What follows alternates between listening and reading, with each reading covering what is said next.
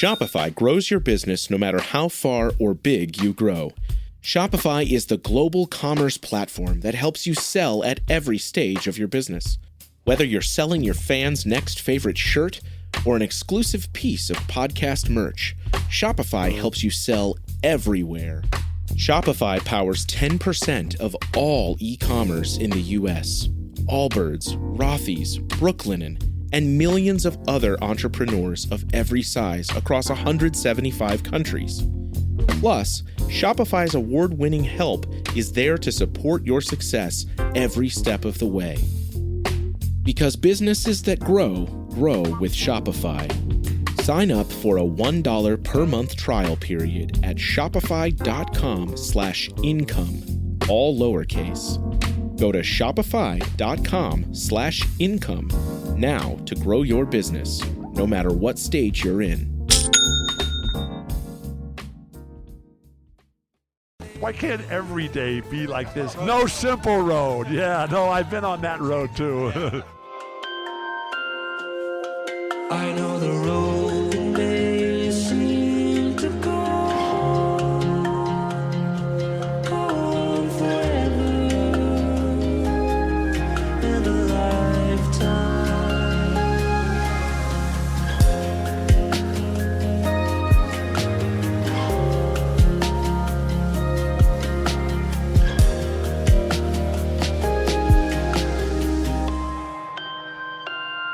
It's about time. And we're back. Hey. Yeah, there it is. That freaking thumbs up. Yeah, because it knew I just that did- you I pissed just- it off. I'm Yeah. leaving it up. Yeah. The whole time. The whole thing. Just if you start making good points, I'm gonna start throwing up thumbs up. You know, I really do feel like there should be a way to shut it off, and I'm just not coherent enough to know what to do. Just you ask. What are we gonna go into the settings? What are we do the gonna whole- go to No. Google? No. Ugh. No, I'm not gonna Pain in do the Look that. ass. up how to fix it. Hey Cam, what's up? What's up, guys? Hey. How's it going? I miss ya. We miss you too. I know. You've been having all kinds of fun. Oh wait, I forgot to do the thing. Hey, now everybody, it's Aaron. And Mel. And Apple. Welcome back to the No Simple Road Weekly Rewind, brought to you in collaboration with Melt Premium Mushroom Chocolates. Woo, melt. If you need fuel for the Sphere or the beach or a music Festival festival season. or the Or forest, a nice sunny afternoon. you should go Or Tuesday. or Tuesday. Yeah, Tuesday self-care. Go follow at Melt Mushrooms on Instagram. Shoot them a DM. Tell them No Simple Road sent you, and you, my friends, are going to get Buy one, get one half off. what Mel said from them. You just tell them that we sent you. They send you a menu of their 10 different flavors of bars and different little Not only that, gummies and yeah. 3 flavors of gummies, Just the all- mini chocolates, the capsules. There you I mean, go. there's so many options. all the ways to mushroom chocolate yourself. Yeah, and feel good. Yeah, that. Okay. Hey, what's up, Cam? What's up, guys? Hey. What a world we live in with a bunch I of cool know. mushroom products. I know. Right? We're lucky Who'da- right now. Who'd have thunk? We're so lucky and not in so many ways for being alive in this And also, time. we're also so fucked. Yeah. Yes. The least we can get is mushrooms. That's what I okay? wanted to talk about today on the Rewind is how fucked we are. All right. So that Some AI. good shows, though. Yeah. Thanks for bringing a funny guy to talk about it. I really Yeah. appreciate it. So how fucked are we, Cam? Let's get your report. We're pretty fucked. Let me tell you guys. We're pretty so fucked. fucked that But there's some really good shows coming up. So Yeah. Yeah, Hey. that's There the it is. that's always the silver lining So there.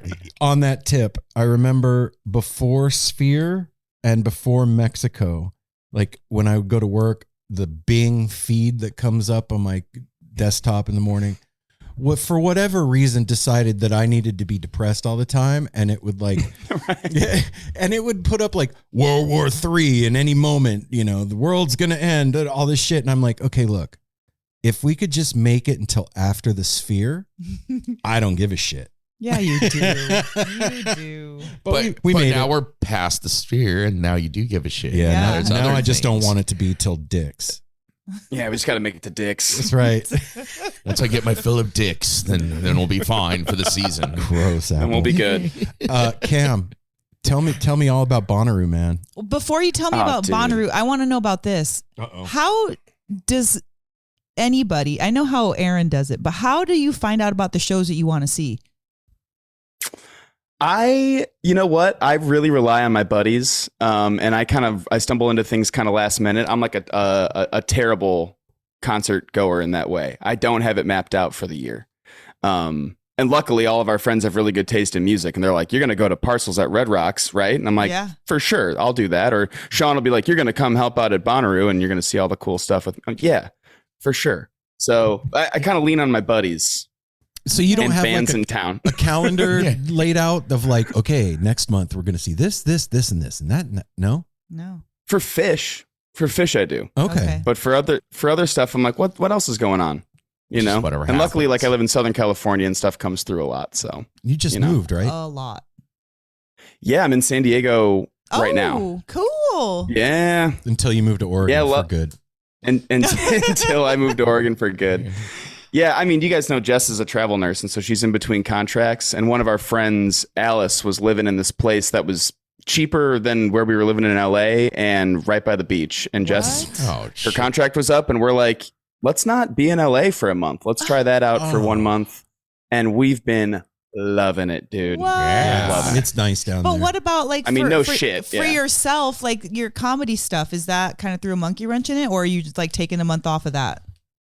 I haven't really been doing any performing down here. There's a couple cool comedy clubs in San Diego, like the city proper, but we're in Ocean Beach, and we haven't really wanted to leave. It's like very heady, very cool people around here. Winston's, the club that a lot of our scene people come through, is right there. There's like a show there every night that's fun to go see.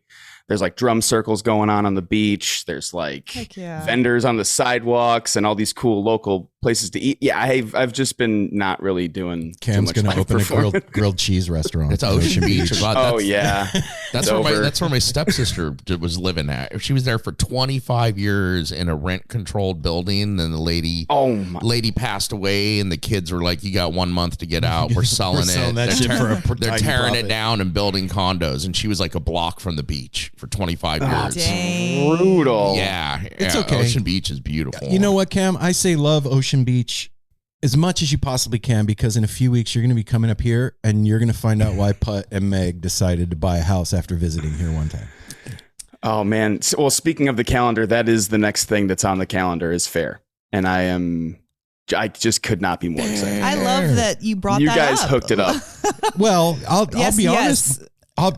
No. If we didn't say anything, it wouldn't happen. But okay.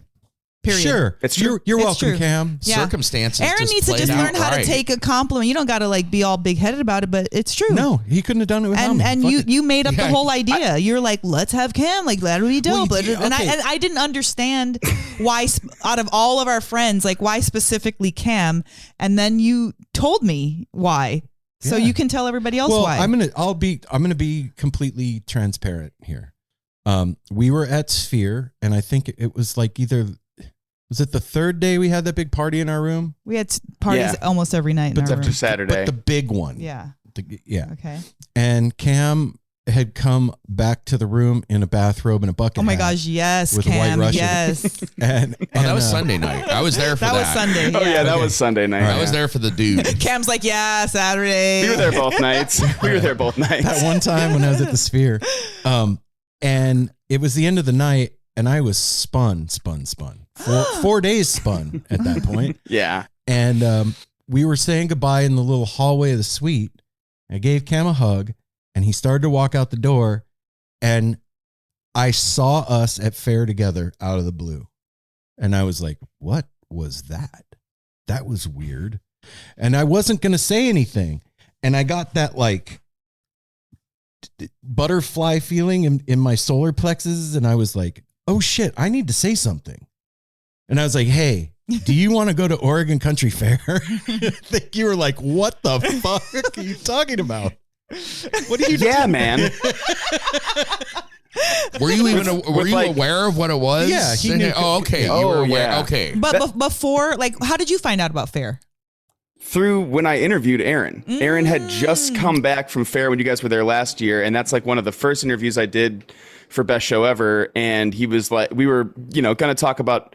I was ready to talk about Jerry and the dead and like all this stuff. And like the first 15 minutes of the episode is like, I just came back from the greatest thing I've ever been a part of. And I was like, oh, I guess we're talking about this. And I had no idea what fair was. I mean, I've got friends who live up in Oregon who don't know what it is. I mean, that's like, why I asked, because I was like, it's kind of like the biggest hidden secret for 50 years that 54. People are still like, what? 50 plus, I'll say that. Yeah. But anyway, I'm glad that it's happening. Yeah. And so it was like a serendipitous moment. It was a download. Yeah. And I was like, he's like, yeah, I would fucking love that, man. And I was like, well, and then my rational mind took over and I was like, well, I'm not making any promises. I don't know if we can pull this off, but I had a vision. But I can ask. Mm-hmm. And I just fucking knew it was going to happen. So I reached out to the people from Fair that were going with the spoken word crew, and they were like, oh no, we're full. No way. He can go try and get on another crew or whatever. But, which would make complete sense to me. Yeah, right? To all of us. That's a common response. Yeah, oh no, I'm not dissing spoken word, believe me. No, for sure. We know from living up here for 8 years and everybody being like, every year, you got to go to Fair, you got to find your SOs. It's really hard. Like, it was instilled in us that this was like a golden ticket. You know what I mean? Like, you just randomly, either someone loves you and is going to invite you, or you just got to do grunt work until you get there. Like, it was a big deal. So when he was like, oh yeah, like, I'm just going to see if Cam, and after it was already closed, I was like, all right. Well, like, and so work your magic, babe. But then, so I reached out, they said that, and I was like, okay, that's kind of what I figured. And but I didn't say anything to Cam. And then, maybe about 24 hours after that email came in, they sent me another email and they were like, hey, if you guys want to do this other thing at Fair, we could trade you a pass for Cam. And I was like, we'll do Cam's going to Fair. We'll do the thing. Yeah, man. It's a trip to see like how it works there now, having gone last year. So Dan Cohen is the one that, shout out Dan, we love you. Dan and Jackie. That and tapped Allie. us for Fair the first time we went. And he was like, you guys do this Grateful Dead podcast and you haven't been to Oregon. He was just like indignant. How is that possible? And but then he made it his life's purpose to literally have us come. He's like, you guys need to be there. You have to come. And dude, we felt like freaking 5-star celebrities from the moment we stepped there to the end. And mind you, these are all volunteers. So this is not any kind, like, there's a couple paid positions in which we never came into contact with those people. No, that's like royalty. But so the thing is everybody's volunteering, and so it's not in anybody's best interest to do anything a favor. Do you know what I mean? Like, we're all on equal playing ground. Mm-hmm. So when we went in there and we just received the most incredible treatment, everybody was so loving and welcoming, and I didn't realize that is Fair. That whole vibe is Fair. I just thought it was like, oh, maybe because, it's our first year. It's our first year, or it's a favor. Or no, that's Fair. If you're there, somebody got you in there, or you busted your ass, and you're welcome. Like, that's how it is. And it's just the coolest feeling to be part of something that's so seasoned. And Apple and I, before we went, we read the books. There's 2 books of how Fair got started, and then like the continuation, because it's 50 years old. So there's got to be a double header. So there's all these like amazing puppetry and dancers and vaudeville and all this stuff that had been going on that are kind of like Fair royalty. So we're going to Fair and we're like, oh my God. There's Fuble the Dragon. Yeah. We're like, our minds were blown, and it was just like the coolest thing. So when Aaron was like talking about why he wanted you there, I was like, I can totally understand. Cam definitely needs to be there, because when you get there, your mind's just going to be blown. It's the camaraderie. It's the beauty. It's the sheer craziness of it all, like every year they have to rebuild this thing. So there's some structures that are kind of permanent, but sometimes it rains a lot, so it damages things. It flushes. There's the whole thing's underwater. It's underwater, and so Yeah. to see this whole town revamped every year for 50 years, it's like it's wild. It's mind blowing, and that's all I got to say about that. I feel like unbelievably lucky to be able to go. Like I posted something the other day, like, yeah, I can't wait for Fair. I'm going to be performing at this. And like a couple messages right away, like Sean McLean, he's like, you're performing at fucking Fair? How did you do that? Oh my God. And all of our other cool friends, musicians and artists who bust their ass in their own separate world, who know what it is now and, like want to be a part of it. Like that, it is the coolest thing. God, that's the lamest word to pick. It is the most awesome thing to prepare for, because I have no idea what to expect other than like this incredible time that is, like you said, so seasoned and historical. Like just the grounds there in Veneta is like, yeah, just really sacred, crazy energy place, and that I don't even know how to. Nope. I don't know how I'm going to vibrate with yet. And I'm like preparing for this set that I'm fully prepared to fucking toss out the window and, just, see what that place does, because I'm really, I'm like, just through the look on Aaron's face when he was talking about the fair last year, I was like, yeah, I would love to be a part of that. But it seems like maybe something that I'm going to have to wait on, years down the road. I'll earn my stripes, And so it feels very. I feel very fortunate to be able to go and perform at it. Is just like nuts. The fair magic has worked its magic on you, and it's kind of like it's already started. Kind of like with plant medicine, it starts kind of like calling you before you've even done it. That's kind of what fair is. Yeah. If you're supposed to be there, things will move or create a path for you to be there. I didn't think we were going this year. Why? I just didn't like. There's a big question mark at the end, after last year. On the last day of last year, I went to the head of spoken word, and I was like, I just want to thank you so much for having us here. We had the times of our lives. This was one of the most beautiful experiences I've ever had. We'll do anything to come back. I said, I will clean the toilets next year. I will work the kitchen, whatever I have to do to come back. We would love to come back with spoken word. And she was like, yeah, our crew's pretty full. You may want to look around for other crews. Like that, that's the way it works. Yeah. And by the gods, we are going back. And fair magic spoke. Fair magic. Yeah. It's a trip, man, to see the continuation of the ethos of the Grateful Dead and the Merry Pranksters, like the spirit of that thing, and then add in the back to the landers from the 70s that were creating communes and like people that were, just against the system, but weren't hippies, all of that coming together to create this seasonal thing.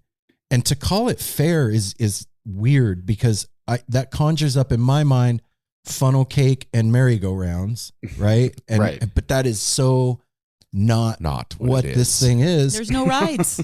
No, there's no rides. Well, there's a ride of your life. Yeah. But yeah. Right. But I think that your attitude, Cam, toward it right now, like I'm preparing, however I'm preparing, and I am totally ready to throw all that shit out, is exactly, it's like going to your first Dead show or Fish show or whatever. Like, just go. Yeah. And what I was so nervous. I think we all, it's like a different kind of nerves, because, like in a corporate setting, when you get nervous because you're like put under, like you got to present or something, or you're going to meet the boss, like that's causes a certain kind of nerves. But we're like hanging out with like the pranksters and like these, it's volunteers, and it's not the same type of nerves. It's not the same like, oh, you have to be at your best behavior or you got to show your best face. This is like, you just have to participate, see what's going on, and be a part of it.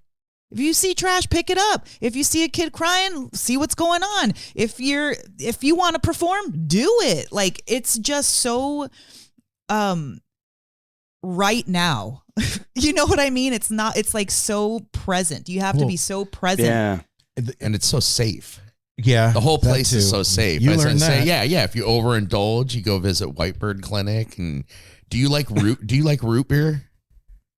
Yeah, I'm down with root beer. Big of course. question. This is a big question. You're gonna have the best root beer float you've ever had in your entire life. I'm not kidding. The food vendors, everything is so well picked. Every artisan like that. We learned about like reading the books and then being part of it last year. Like sometimes it takes vendors like years to get their foot in there. They have to have somebody that's already vending, like invite them to Like an share their apprentice. spot like the first year to see if they fit in and cool, if their man? stuff's worthy. Can you And hang? Yeah. Yeah, everything is like so well done. And then everything is a spectacle the entire time. Every time you turn around, it's another kind of parade going on. There was lizard people, bee people, people on stilts, it's just a spectacle the entire time, everywhere you turn, including the people that come during the day. There was families like dressed in like I saw the one whole family of dragons. It was all, and then there was one family, it was like all Harry Potter, characters. And like they come and it's to me, it was like a conglomeration of that too. It felt like Disneyland and Lord of the Rings. The and best you were in like the Halloween Shire costume and- party you've ever been to. Yeah, like everything just whirled through a blender and spit out in Veneta in the most awesome place like you can ever imagine. It's just yeah. it is. It's just insane. And then even the daytime, but then when the nighttime starts, which you're gonna be part of your first year, just like us, it's it's amazing. That's the hard thing. I think we talked about fair so much on the show clearly, and then people heard it, and it's a different fair during the day and a different fair at night. So people are like, "Oh, I want to go to the fair." We're talking about the nighttime. We're talking about all of it. Well, we're talking about all of it, but like that, the after hours, that really is why Dan wanted us to go. Yeah, that's definitely that's why it. Dan wanted us to go, and that's like part of. They are doing the fair so they can do night.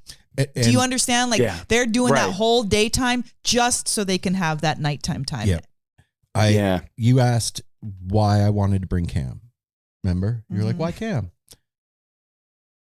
Last year during the midnight show, his name is Reese. Reese's dad is the one that drew the Steely originally. Okay. Right? Right. Heard of it. Yeah, you've heard of that thing. It's a little emblem or something. Yeah, I've seen it once or twice in Target. And Truly. He was doing the emceeing for the midnight show, and they were doing comedy, and it was improv, and there was like it was another level, man. There was like shit going wrong, and stuff was broken, and they were just still going and working it, and then I saw a clip of you online doing improv, and I was like, that motherfucker needs to go to fair. Like you were doing it and nailing it. And I could totally see you in that setting doing your thing, like perfectly. It's this, Mel, you were saying it earlier. It's this weird feeling that I feel like very comfortable going into this place that seems like like you said, a whirlwind of of a time. But I feel like, it feels like a space that is made for kind of like how I like to perform. Not a lot of comedy clubs like it when you improvise. They'd prefer you have like punchlines and, hit ends of things and not try stuff out. And I don't like to do the same thing twice. And so, it seems like a place that wants the performance to be alive because the whole thing is alive. Yes. And so, I'm super excited to see what comes through in that way. Cause and Aaron, I think we were talking about it too. It's like, the nerves you're feeling in that kind of a space is like, you're channeling all these people who have been in this place and have performed in this space, and it's sacred to those people, and that's what's coming through you in that moment. And so you have to not block that. Your nerves is you trying to block that. And totally. It's like I'm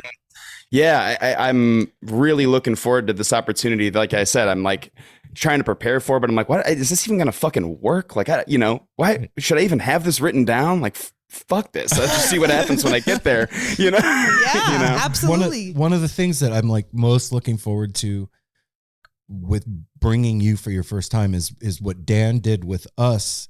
So like we get there on Thursday, fair doesn't open until Friday, but like we get there on Thursday in the morning, set up a camp, and then you're free to like roam for the day.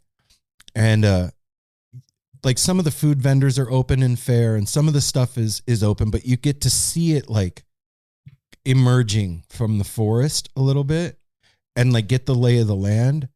And you can feel the thrum underneath it all, like getting ready to go off. And that's the thing I'm most excited to do with you, is just to like get there and set up and then go take a walk and walk through it and let you just like grok what's going down and see it happening. Like, holy fucking shit. Hippies are building a city in the forest that's the 4th largest city in Oregon for 4 days, and then it's gone. Like, I mean, I get an energetic charge from like walking into like Alpine Valley. So this place is like, this is, on a whole different level that I'm. Yeah. Well, and what's cool, right? Yeah. One thing I'm excited about is Reggie Watts is going to be there. Talk about improv. Sick as fuck. Like that, we've not seen him perform live, and we didn't get to do a face-to-face with the interview. So I'm so stoked to like see what he does in that environment. Cause like you said, if you're improv and you're feeling the vibes of this place, so whatever's going to come out is going to be your style with that message. And that's the coolest shit that I can even. What Reggie's going to do within that environment with his mind. That's what I'm saying. Like, this is going to be some lit ass stuff. It's on. And he's so cool because he he's not the setup punchline guy. Like, he's got punchlines that come from everywhere throughout his stuff as he's kind of operating. He works on a very cool level that I'm sure is going to like work really well in that place as well. I can't wait to watch that show. I know. And hopefully meet his ass. I know. Samesies. Tell me about it. So I don't want the whole thing to be about fair.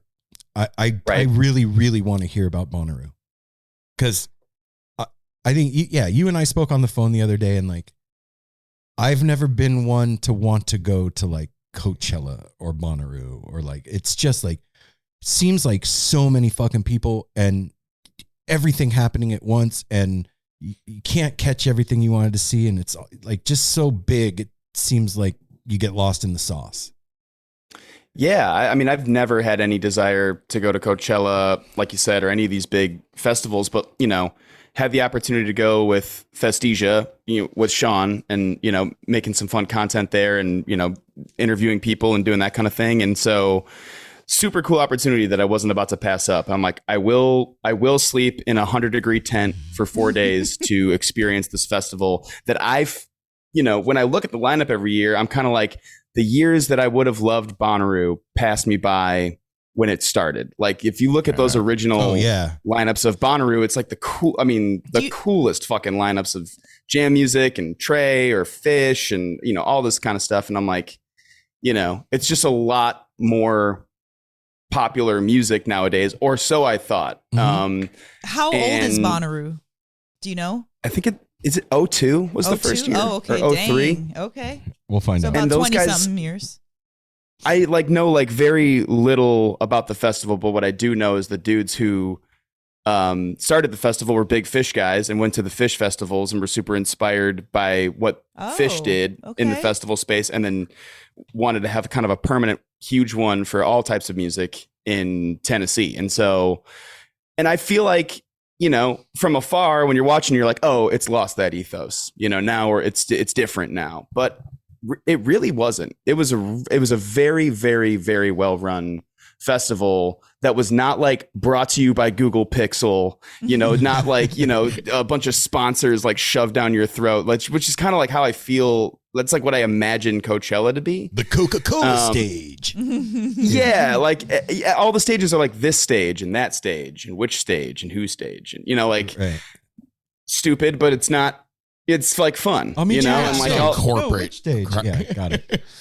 all the vendors are like, you know, people who are vending at all these different festivals all over the country. You know, great food throughout the whole weekend, and you know, it was super hot out, but there was water aplenty, and you know, I felt super safe. Like you were mentioning, Apple. Like it did not feel like a sketchy scenario where I had to like leave my tent, you know, and like be worried about the stuff that was left behind. Like it was a very safe, really cool vibes festival, and the music was so. I mean, I went in, like I said, I'm like, you know, maybe I'll have to try to get into some electronic music to enjoy this weekend, but it was like Neil Francis and Thundercat and, you know, Dang. Geese and, you know, Parcels was like incredible. And there's all these like really great bands that, you know, Eggy, of course. I mean, I'm like, man, I really have my head up my ass in the jam band world, you know, where I listen to fucking The Dead and Fish every single day. Like, and I'm like, these bands are doing it right now and they're killing these sets. And it was really, really fun to be there for it. And I was excited to go home because I was hot. Yeah, right. What was your favorite thing you saw over the weekend? You can take a drink. Take a drink, man. I don't want you to Okay, get well, how thirsty about while we this? talk. What was your Hydrate. favorite unexpected thing? Like something that you didn't think that you would like or didn't know that you would like, and then you saw it and it blew your mind? The two bands that really blew my mind, that I like went in knowing a little bit about, like I knew a little bit about Geese, and they played at like 3:15 in the morning at like this barn next to our camp, and it was awesome. It was such a fucking good show, and like that is a rock band, you know, like these guys are like, you know, like a primal on stage. It was a very like, you know, possessed performance out of these guys, and a real controlled chaos that was like kind of perfect for the 3 a.m. thing. And these are like young kids from Brooklyn, you know, they're like Dogs in a Pile age kids. And I mean, it was they were ripping super hard, and it was great to see. I was like, wow, that's a band that's like got a voice and no one sounds like it, you know? Wow. It sucks that the name is Geese, though. Why? I think for people in the jam scene, and correct me if I'm wrong, it throws me off. I thought it was like a copycat. It sucks. Like, I wonder who it sucks for them. Goose. Because they're not like Goose at all. And then they leave the stage after this fucking awesome set, and there's a bunch of people in the crowd that go, Geese. I'm like, don't do that. I don't want you to do that. You're not funny. And you don't have to draw the thing between.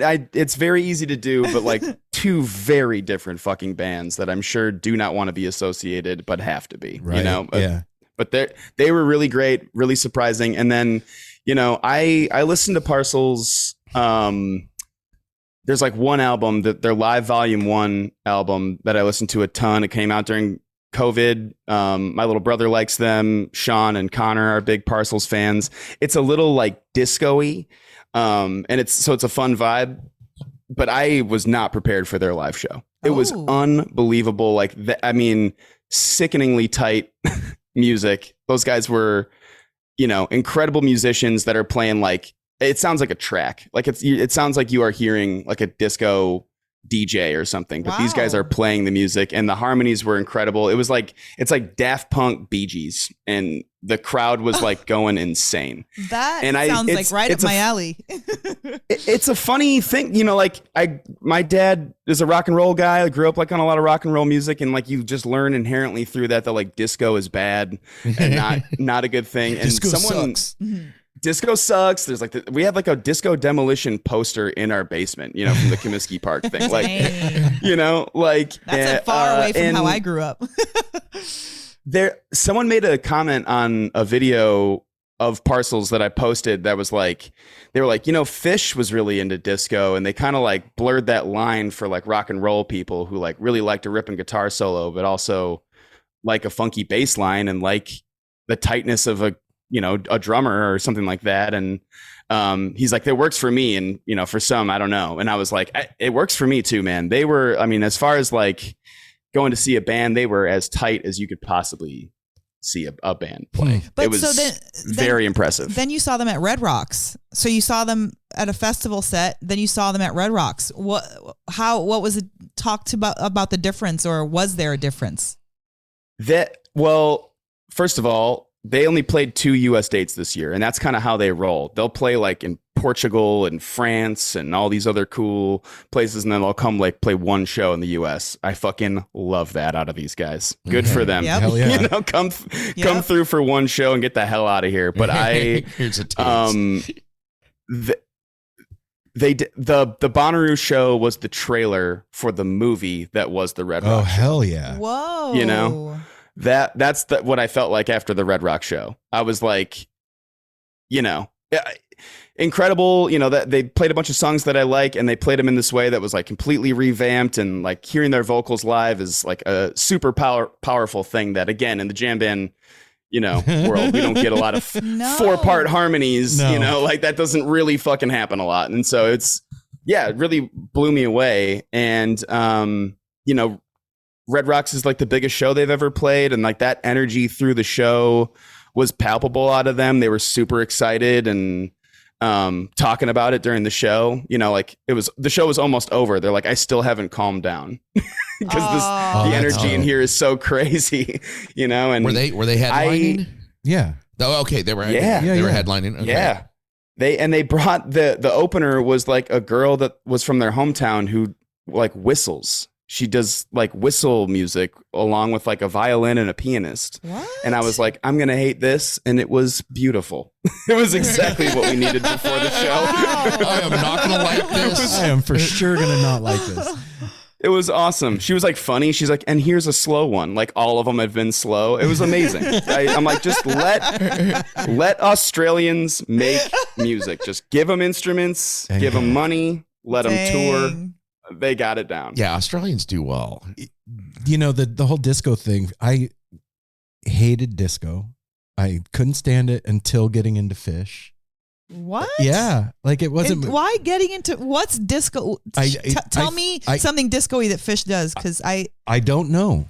I don't know what it was about getting into Fish that opened me up to the thought of disco. And the other thing that really turned me on to disco was Circles Around the Sun. Yeah. Okay. I thought to myself, so funky. Yes. I grew up with disco around. My uncles would dance disco just like John Travolta. Dope. Can you imagine Magoo with his little friggin' polyester pants and the whole vibe? Oh yeah. And he would like 6'2" Puerto Rican dude. I would see him like twirling my aunts and doing this like awesome disco, and just those beats, that funk and that kind of ska-ish, like upbeat, like whatever it is. I'm not a musician. I don't know what it is. I just freaking love it. And I don't understand why everyone was hating on it. I never understood why people were hating on it. And every time we would hear any band that was like some jam band that was into it, fuck yeah, like Family Mystic. They're very disco-y. One of our local bands. And it just, there's something about it that brings up the vibe. It is so like, I don't know. It's like exciting and it builds. Fun. It's fun. That's how it was, Ray. You saw my dad when my dad was up visiting. Oh my God. And he got stoned. It was like, can we put on some disco? We're out there listening to yeah, dude. Him liking it. A 5-year-old sister, 5 years older than me, was into roller skating and disco. And I was a total rocker back in the day, but disco was always around me. And I got all of I inherited those from my sister, all like Donna Summer, Funky Town, all that, all of the roller skating. I've always loved disco, but yeah, you definitely have not. No, Circles Around the Sun is the thing that put the hook in me. And in answer to your question about Fish, it's the funk. Fish's funk is what Disco-y. opened me up to disco. Yeah, there it is. Thanks for the thumbs up. Yep. That's what did it. No, yeah, I mean, like in 97 and 98, they're getting like really into James Brown, and so like a lot of the stuff starts getting really funky, and they start trying to get real tight. And I'm down for it, and I've always been down for it. And I told Sean after the Bonaroo set, I was like, I feel like I've been waiting my whole life to watch people play like that. Oh, like, wow. You know, I've seen so much open and free, and I love open, like Fish and, you know, The Dead and bands who jam in that way, completely separate awesome. It's a completely separate type of awesome. Like you know, you hear like cool disco played on a vinyl, like in a DJ set, and you're like, all right, cool. Like I would love to watch someone like lay down this bass line right now, or like lock in as a drummer this tightly, and they accomplished that live. And it's nuts. It's fun. I mean, I guess it's in part because they just sold out Red Rocks, but not just you and not just Sean, but like I've been seeing Parcels everywhere. Yeah, it's been coming online. up on people's like feed or on their suggestions a lot. Like there's some kind of like trajectory for them. It's called the algorithm. It picks things up. Oh yeah. It really helps if you play Red Rocks. I'm really trying to book a spot there. Me too. I think that would really would help me out. I think immensely. Yeah, a little your trajectory would go up. Yeah, I feel like people would see that. I feel like they would too, Cam. You know, all you gotta do is ask. I hear they're really open. I haven't asked. That's the they're thing. super open to that. Or you just show up and go on stage. I'm going to send an email really quick.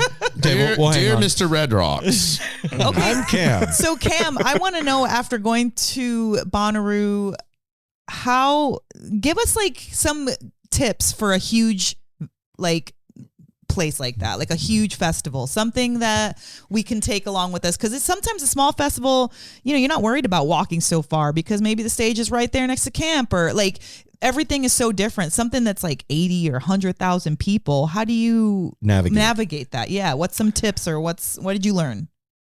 Well, I'll say this, we got really lucky going there with Festesia, because they were working with this company called Best Intense. The best idea ever. Yeah. It's the best business idea in the festival world that's ever happened ever. I mean, so this company, Best Intense, they had kind of been at it for a couple of years now, and they've got it down to a science where they set up at your whole camp for you. And so we show up, the camp is set up. They've picked like the best spot ever next to the showers, but not downwind from the shitters, right? You know, super close walk to the entrance, right off the main road thing. So like, everyone who I'm with who has been to Bonaroo is basically like, you're cheating right now. Like, just so you know, this is like completely cheating. And I'm like, I'm down for cheating. I'm a cheater. I'm a cheater too. Yeah. I can cheat. I'm super cool with cheating. And those guys, I mean, busted their ass. Everyone gets their own fan. Everyone gets their own like portable generator charger thing that's got all these different plugins. They've got a tent with a queen mattress set up for you with the, blankets and pillows already in there. Everything's already like bug lined, and they've got canopies going on. There's like lighting at night. They've got coolers filled with ice. I mean, like it, holy shit. It was not, like in a RV glamping, but like as far as camping in a tent, like that is as good as it gets. Yeah. And it was already set up when I got there, which was like, just the coolest. I mean, you didn't have to go to Walmart and buy a bunch of cheap camping gear that you're going to throw away, which is like, just ass for the environment at these and then be things. Frustrated and pissed off by the time you get everything set up and tired already. And cheating. And these guys also had the best best attitudes ever, the nicest guys to work with. And it's like 11:30, we're coming back to the tent to grab some stuff, and they're like working, like shifting things around for the rain just in case, and like, I mean, truly busting their ass. Like you get your money's worth. So they don't just like I did not mean to plug them, but I mean, well, it's a part of your experience. What I was going to ask is, so they don't just set it up and take off. They set it up and hang out and make sure you're all cool. Dang. They have an RV that they're staying in, but they are right next to us and like there for anything that we needed. You have a concierge. Going above and beyond, truly, and then coming to shows with us, and I'm just really good dudes. They should be sponsoring both Best Show Ever and No Simple Road. Just saying. Anyway. Just saying. Yeah, whatever. You never know. Since we're all part of Festesia now. Whatever. Exactly. Ew, babe. Believe you me, we asked about Mondegreen for these dudes, and they are a little more in the dubstep electronic world, and so they already have something booked for that weekend, which is a huge bummer. But I'm like, you're about to get a bunch of wooks headed your way. Yeah. Jam band wooks. Yeah. when I saw that you guys did that, I instantly was like, that is the most genius idea ever. I feel like we've talked about that before, about like having just getting there. Because do you remember when we were at the Gorge and we were sort of leaving and like there was all this shit, like all the barbecues and chairs and like full camps just abandoned. So much stuff that was like brand new. It was John B. that was like, we should start a business that goes through all that stuff. Yes. Or you could just donate it at the end of the festival and then they recycle it the next year or whatever. Yeah. So yes. Yeah. I mean, if you come with like a little fifth wheel or something, you like pack up everything. I mean, it's a pain in the butt. Nobody wants to do it, but trash and all that stuff is a huge downfall of festivals. I think it's one of the worst parts of it is like, well, we're housing 80,000 to 100,000 people. How can we do this with the smallest footprint as possible? But it's kind of impossible. It's not. I saw today Electric Forest. Okay.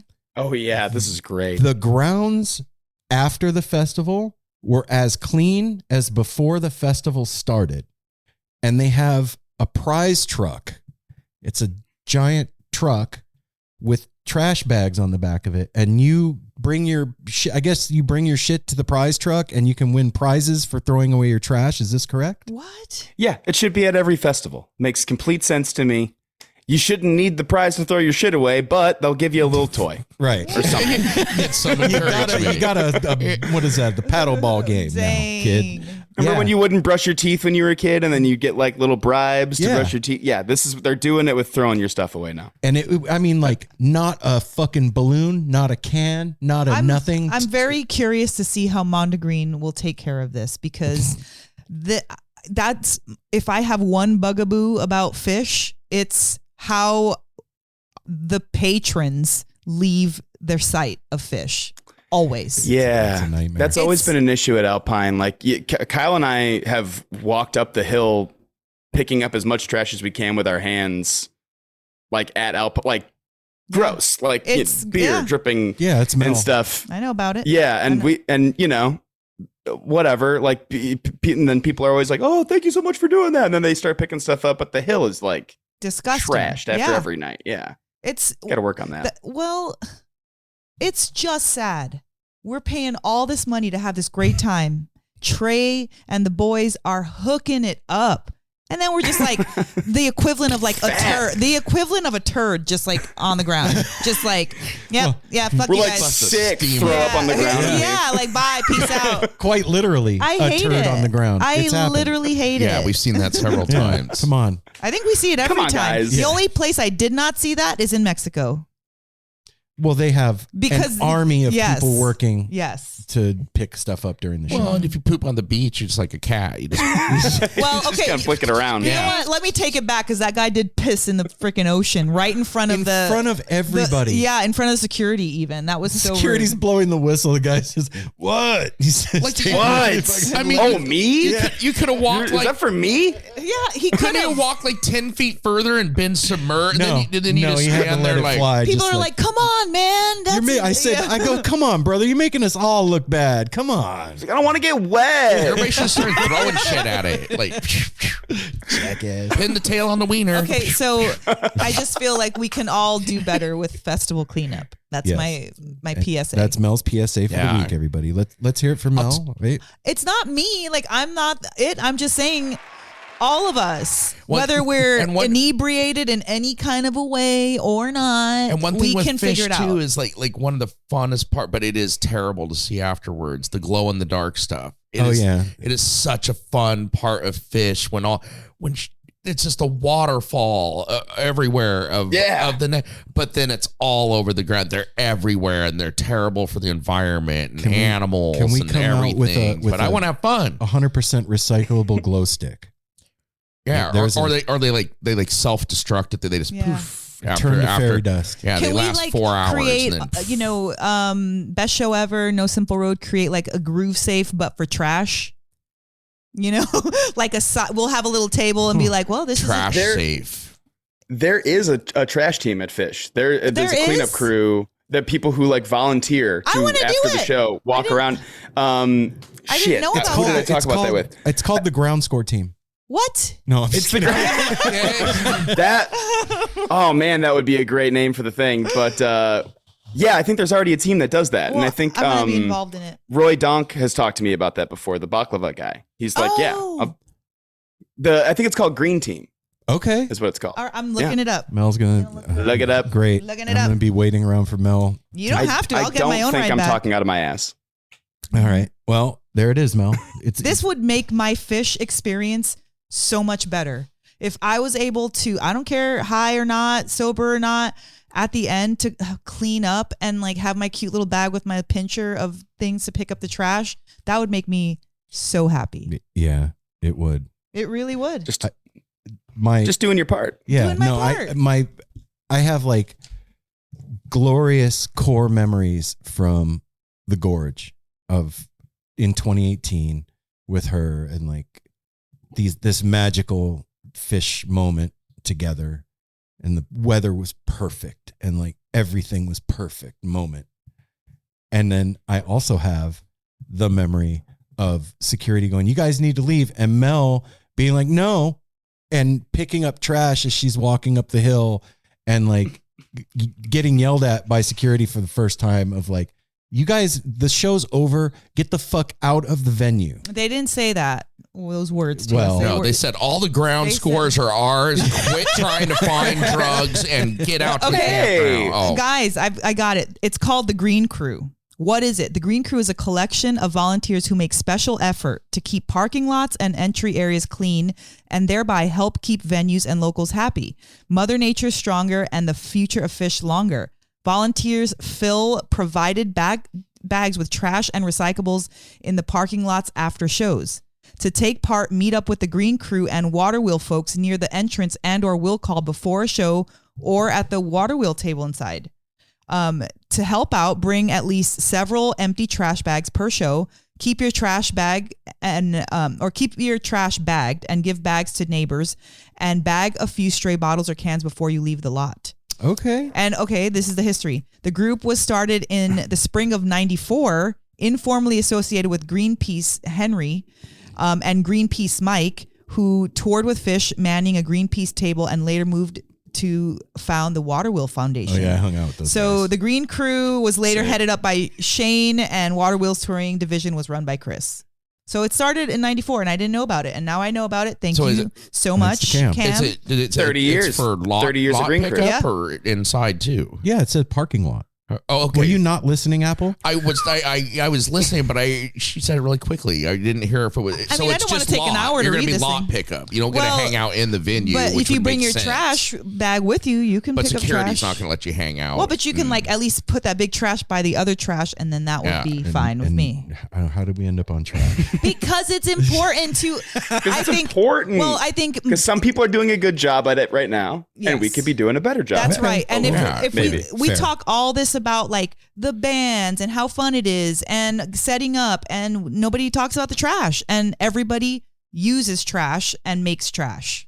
Everybody Yeah. does. Yeah, Even Especially- you, Aaron. I was going to say not me. especially So- alcoholics. So if Even you. we're talking to our audience about how fun it's going to be this summer and blah blah blah, like this is a huge part of it. This is a huge part where you can like have a cleaner conscience, Yeah. pun intended. I get it. Okay. Well done. There it is. All right, cool. All right.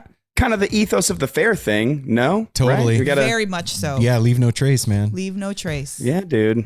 I feel like that's a thing that came from Fair and Burning Man very strongly, is that like the leave no trace deal. I just remember like I'm gonna do the thing. Back in the day, no, at Cal Expo in like it was like 91. It was the very last camping show for the Grateful Dead at Cal Expo. I can't remember if it was 91 or not. And it was during the show, and I had gotten dosed, and I wasn't partying at that time in my life. I took a sip of somebody's Gatorade, and it was dosed, and I didn't know it, and I fucking lost my mind that night. And I was in the show by myself, and it was set break, and I stumbled out of the venue proper into like the food area at Cal Expo. And I just like sat down on the ground, crisscross applesauce, just like losing my mind all by myself. And people were like all talking around me. And there was this lady behind me, older head, and she was just going off. These younger heads don't give a shit about the venues. They're ruining the scene. They don't pick up their bottle caps, because there was bottle caps back then. And they don't do this and that. No. And I felt like she was like, it was an indictment on me as I was sitting there by myself, because I was like 19 years old and just like, wanted to like crawl into my own navel and disappear. And it was very big back then of like how the younger generation wasn't cleaning up after the shows and causing this like huge problem with the venues. And now here we are all these years later. Woman is, you know, maybe that voice, whatever. Well, that's how it sounded to me on acid 40 years ago, like, you know, but like 30 years ago. That is like the higher voice of like the elders. They're seeing what is happening, and in order to preserve and continue what we have to take care of what we've got. And if you don't do that as a younger kid, because you're not prepared and no one taught you, and now this lady's hurting my feelings, like you need to get your feelings hurt because you need to be told what to do. It's like you can't. I got my feelings hurt. I went back to my camp crying. Yeah, and that's like for everybody. Like that's the. You hear my feelings. I do. Now I got to pick up trash. I don't know. I thought I knew what I was doing. I don't know what I'm doing. Now you married somebody who wants you to pick up trash. Okay, pick up trash. All right. Freaking sucks. I just want to do acid all the time. Yeah. You throw shit around. They hire people to pick throw that it all up. over the place. I didn't even bring anything in with me, man. All right. Oh, man. I ate all the paper I had. It's true. All right. That was a good PSA, everybody. Be clean up after yourself and others. Yeah, it's okay to clean up after somebody. It's fine. It's not a problem. It goes back to the golden rule. No, that's a little bit more than that. Don't be a dick. It's a little bit more than that. Be considerate. Okay, that's rule number 2. That's the silver rule. Yeah, dude. Yeah. Be considerate to okay, Cam. everybody. So we went from have somebody set up your shit for you. Mm-hmm. Yep. Yeah, we only. And the best way to protect the environment is have someone come in and set up your shit for you. Yeah. They clean up your trash. I don't also. have a problem with that. That's fine. What other tidbits did you take away as far as like how to do it right? Or how to do it, period. Well, you know, like the ethos of that festival is that everyone is kind to each other, and you walk in through the gates and there's a line of people just there to give you a high five and say happy Roo, you know, and so it kind of sets the vibe for the day. And these are, I mean, people who go to that festival, either that are from the area or do it every single year, like this is a big deal to them. And so it, in a similar way to what Fair's going to be, it felt like I was on like someone else's turf, like who does this all the time and play by their rules. And luckily the rules were like, be kind, enjoy the music, and don't be a dick. We know these rules. Yeah, I mean, like I think the way that we were talking about festivals earlier was like, you know, 70 to 80,000 people, and it's hot, and it's, you know, it's going to be crazy, and there's all these sets, and like it is daunting, but it was a great experience and a really cool way to see some of these artists that, you know, like it was just a completely different experience than Cascade was for us. Like that felt like a homey, like a very tightly knit community, and Bonaroo felt the same way, but it was 80,000 people. That's dope. It was like, that's cool. Yeah. So you would do it again? I would absolutely do it again. Yes. So, wow. Does the music ever stop? Apple, come on. The music never stops. The music never stops. Well, I know in that sense, but I mean, know like, that. like, yeah, but at Bonaroo specifically, Mosquitoes on the river, brother. because I saw like they're playing till 3-4 in the morning. There's Pretty Lights doing morning sets. Like, is it 24-hour music? Is my question. It's almost 24-hour music every day. And there's stuff that starts on like Tuesday. Like you can go on Tuesday and see people performing or doing, you know, there's a whole bunch of different stuff going on those days. And then like Thursday is when the big acts come in. But there's already been like 3 or 4 days of a festival going on. So, Okay. And yeah, those sets will go until the morning, and then at like 9 o'clock in the morning, there will be like someone playing, a harp in one of the stages that's or something, and that's what wakes you up. And yeah, I mean, they curate such a cool, wide ranging experience that the people that we were staying with are like these real dubstep heavy electronic music people that I think that we really spent the majority of the festival separated from them. They did a whole different thing than me and Sean did, Oh, okay. I see. And so, yeah. And you can go have that experience if you want, because that's going late, and so is the other stuff too. So is the other bands. And, your own little thing. One of the coolest moments of it, of the weekend was we had a totem with us to try to get our friends up close at Parcels. Like Sean and I got like third row or something at Parcels, and it was a pretty packed out situation at a very small stage. So we assumed that our friends were not going to get up to us, but like Meg made her way up to us with our other friend Bub, and then all of these basshead EDM kids found the totem and got in, and the looks on their faces were like, this music is unbelievable at Parcels. And I'm like, yeah, it's called a band. It's not a dude. It's called music. Yeah. It's pretty cool, man. Isn't it awesome? Yeah, they were like, this is really good. I'm like, yeah, man. Music's cool. It's fun. Welcome to your next phase. Yeah. Yeah, man. It's fun to see that look on people's faces. Yeah. That's why I'm excited to take you to fair. It's just without music. Well, I mean, it's got some music. Yeah. There's ALO's music. playing and Everyone Orchestra is playing. There's quite a lot of music. I don't know actually. why, but it seemed like music was going on the entire time, but it wasn't. There is like a tune in the air, like it's vibrant and alive the whole time. And that was also the copious amounts of acid that was not until Saturday though. It felt like that the entire time. It was like that's music in your head, I guess. Yeah, that's what's going on. Everybody's music is going on in their head, so it's like So Cam, you're doing Mondegreen? Absolutely. And then you're up in the air for the rest of the year, right? I'll be doing Alpine Valley before that. I mean, that's a half hour from my folks' place, and so it's an excuse to head home. And I really like it when they play there. That's my favorite venue. Yeah. So I will be there for that. But yeah, it's like Fair, Alpine, and Mondegreen are really the next things on the schedule, and I'm resting until then. Yeah, that was the that. Thank you for reminding me. Good job. You came home pretty much destroyed from what you did. Bonaroo, Parcels at Red Rocks, and what else? Dogs in a Pile happened to be playing in Vail the next day, and it was pretty cheap to change the flight. And our friend Connor, it was his first dog show, and he had been doing the research for weeks, and so I had to be there to watch that. And he in himself was a show. I love that guy. He is like really something at a concert. It was crazy to watch, and so I had to be there for that. And I was like, do you remember after Fish Sphere, like how dead you were on Sunday? Oh yeah. Mm-hmm. Like I did like an extra day or two of that, and so that was toast. And then I went to a wedding, and so I'm extra toast right now. But are you still? All this talk about fair is bringing me back. Are you coming out of it? Are you starting to come back? You look great. I mean, you do. I'm going to smoke a fat bowl after this, and then I'm going to be super there you back. Go. Okay. I'm going to go get a pizza.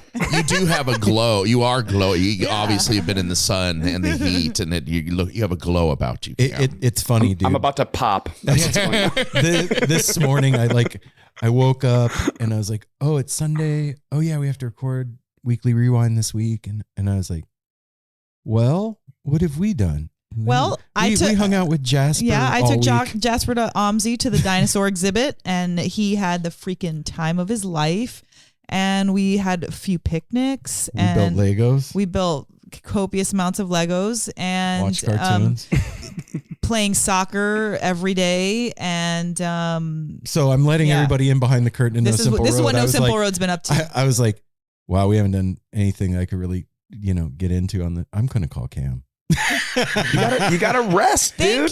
Thank you. That's what I was about to say. I was like, gotta rest. Oh yeah, this has been great. This has been planned. Yeah. We knew that we were gonna have Jasper, and this was like, no, we turned down like Sweethearts, invited us to come out to see their shows and put you on the list. Like, no, this is family time. This is the time where Mel gets really.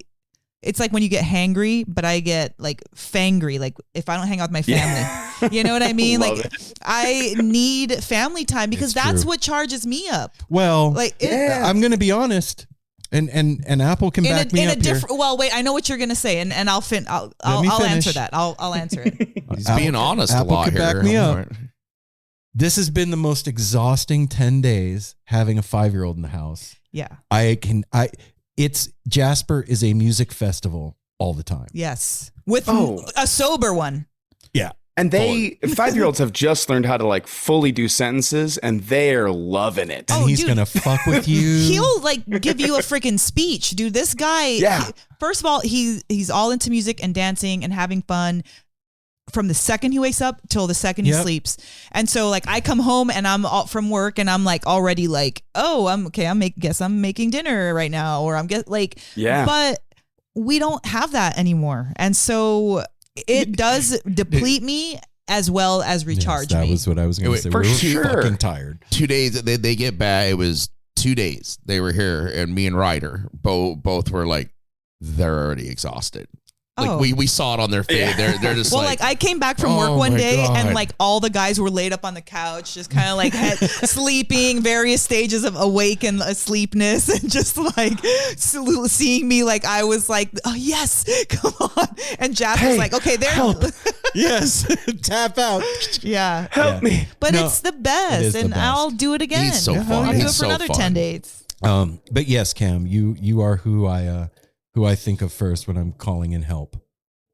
So Well, I'm here to help. I did some cool stuff with our cool friend Sean, who is like the cool stuff Guy. curator. Guy. He's Thank you, Sean. We love you. yes. the sustainer of cool vibes. And so, yeah, got to do some cool stuff while you guys rested, and then we'll talk about the cool stuff that we're gonna do together Cam. in a Later. couple weeks. I my know. I know. Yeah, I'm so excited. I just can't. Dude, you were gonna absolutely one of the highlights. No bullshit. Mel mentioned it at the beginning. Fuble the Dragon is the shit. This guy and Fuble the Dragon are so awesome. I think that was he's like a comedy routine. It's like a puppet thing. The way he deals with kids. Like we didn't shut get, up. We didn't Later. get to do it It's last so year. good. I want to get lit and go sit and just watch Fuble do So stuff there's with a The thing night that thing. happens in the Yeah. evening Down. where Fuble hangs out just like in any random in the forest. courtyard-ish area and just starts talking at people. And it's for like, adults and it's for at exactly. So one of my favorite memories was I did a random poem. And at the end of the fair, they do like this little thing for kids at spoken word camp. Like, oh, do you have any special talents you want to share? Kids talent show. And so the kids were, some kids are shy, whatever. So then they're like, all right, any adults that want to share? And I was like, fair is about sharing. Let me go up there and do my poem. So I'm like up there with that poem, and then the little dragon, that's really good. And like it was a freaking so dope. highlight. So Fuble the Dragon, he's on. He needs to be on your radar, and it's gonna be a blast. I don't That's know all I can say. if he wasn't there last year, but have you ever seen the movie Patch Adams? Yeah, He's part Yes. of spoken word crew. like the real Patch Adams. Yeah. Mhm. Yeah, he wasn't there last What? year. Yes. Yes, Holy it's shit! in the dude. book. It's in the book. It's in the It's in book. the book. I was just gonna say I got to read the books. We have both of them. I mean, clearly you don't need to read them, but you can have Yeah, when you when get you're here, here, we'll give them to you. Yeah, we'll Cool. share. Well, Cam, We gotta go, I'll see you tend to soon. Jasper. We got to go to the music festival that is a 5-year-old. And I don't know what they're talking about. He's not very demanding at all. He's very quiet. They're just over exaggerating. Yeah, that's how you know how I do. Yeah. Get your electrolytes. Yep. Yes. I hope you Get your know. rest. I'm going to be sappy for a second. Uh-oh. I hope you know, man. I fucking love you, Cam. I'm really, really like blown away that the universe put me in the row that it put me in at the Hollywood Bowl. Isn't that crazy? I fucking love you, dude. I love that story every time we revisit it, and I fucking love you guys. I'm so grateful that you guys want me to roll with you. Hell yeah. And Hell not yeah. cramp your style at fair. And I cannot wait to hang. Dude, we next. need a fourth wheel, And- dude. We can't have Yeah, 3 wheels it's a all treadmill. wigged Yeah, out. the We need that. tricycle sometimes Yeah. gets tipsy with the tricycle Yeah, we thing, need to do so- doubles. And, you know? and I love you also. You're growing on me. I didn't like you at first. I was like, who is this dude? You know, All right, with the Bob Weir voice. All right, come on, it's come enough. on, guys. All right. We get it. Yeah. Everybody, hey, The check Bears. this out. Make sure you follow the Best Show Ever podcast. Make sure that you follow Festesia, because I haven't even said this on No Simple Road yet, but we are now part of the Festesia Festival Network. Yeah. As well as Osiris. And yeah. Well, and make sure Just covering it. make sure you follow Cam himself on Instagram At too. Mr. Cam. Okay, yeah, at Mr. Cam. And listen to the best show ever. Yep. All That's that. still- See, you have a lot of fucking and work that to still do. is. people. I'll be mushy for a way. That it still is one of the highlights of my days. To get up in the morning, having coffee and my smoke, and see what you did. It is. It is. What it did is he so, do? What did he do yeah. now? What did he What's do? going on? What did he? I love it, man, and love you. I will see you in a certain amount of days. That's right. This, In this many. some amount of days, I will see you guys. yeah, I love you, buddy. about this long. Peace, Love you Cam. guys. I'll see you soon, man. Aw, Peace, guys. cutie. Oh, God. Wow. Perfect sign Gotta off. fucking love it. We got a thumbs up right at the end. All right, everybody. We'll see y'all on Monday for another, or no, today's Monday. We'll see you on Friday for another episode of No Simple Road. And until then, take care of each other. Smile as stranger, safety third, hydrate. And hey, if you can swing it, man, come to fair. Go to the website, OregonCountryFair.org, I think it is, and then look at how to do it. There's instructions. And pick up your trash. Yeah. Love y'all. Peace.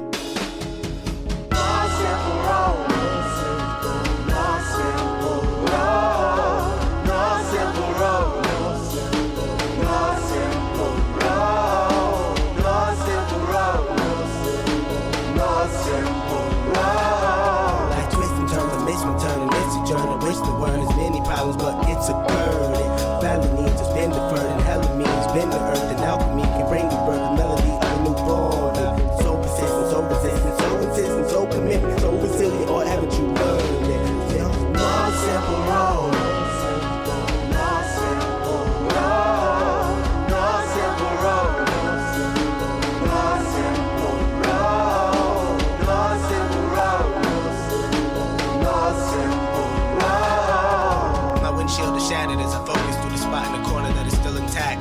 The react is both a defense mechanism as well as a fear. We've traveled this road before, so we may think, but it's a tad bit of strange similarities that feed an A equal A complex. The fears of your past do not equal the perplexities of the current road.